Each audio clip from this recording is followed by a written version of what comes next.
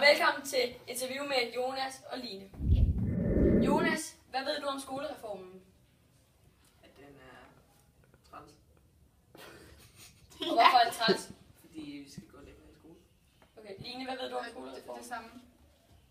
Og hvorfor? Fordi jeg har fået det at vide, skulle jeg. Har I kunne mærke nogle ændringer efter skolereformen blev vedtaget? Jonas? Ja. Hvad? Ja. Ja. Hvad har du kunne mærke? Gå længere i skole. Hvad med dig? Det samme. Okay. Og jeg er blevet mere træt.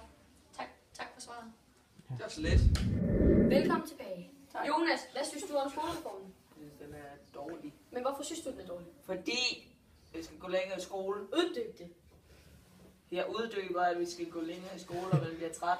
Og det er slasket, klamt, ulækker, varmt, grimt. Tak for Slasket, svaret. fedt. Line, Ja, men helt det samme. var klar. Det er ulækkert klamt. Synes du lige præcis det samme som Slasket og Jonas? fedtet. Og fedt. Okay, tak for svaret. Ja. Jonas, synes du, der skal komme ændringer i skolereformen? Ja, Hvilke ændringer? vi skal gå i skole til 2:30, Men hvorfor? fordi skal vi bare. Nej, Line, fordi at man er altid træt de sidste par timer, og man gider ikke at lave noget så. du mister simpelthen din koncentration. Ja. Så, Ja, hvad? så jeg spilder min tid på min fritid.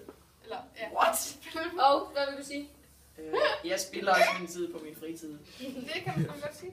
Tak for svaret til de der to emner. Og sidste spørgsmål. Jonas, er du glad for den nye skolereform, og hvorfor?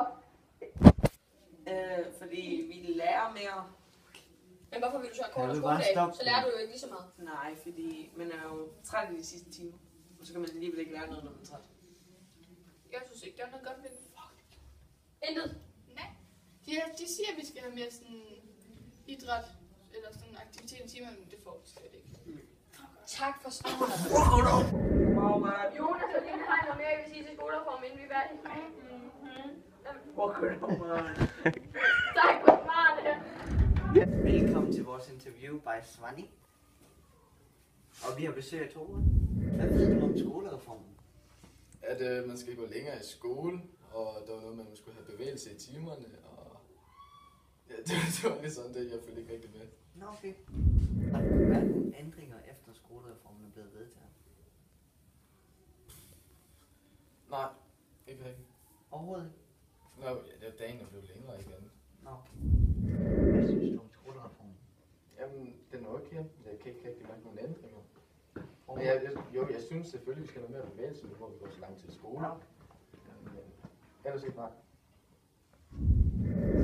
Synes du, der skal komme nogle ændringer i vores skolereform? Ja, vi skal have mere bevægelse i vores timer, som de har lukket. Og så tror jeg ikke, det er bare noget, I bare selv skal finde ud af i jeres frikvarter. Nej, det tror jeg ikke. Fordi vi har de frikvarter, som vi altid har haft. Men jeg synes stadig, vi skal have noget mere bevægelse i timerne. Bare sidde på et lade. Så du vil have, at det skal være i timerne? Ja, så mere bevægelse, men bare sidder på røven, og så sidder med blyant og bare skriver en masse ord. Er du glad for den nye skole? Tusind tak, fordi du vil være med i vores interview. Tak fordi jeg måtte være med. Det er Svani Damsen. Svani. Nej. Det er Svani Damsen. Svani. Nej.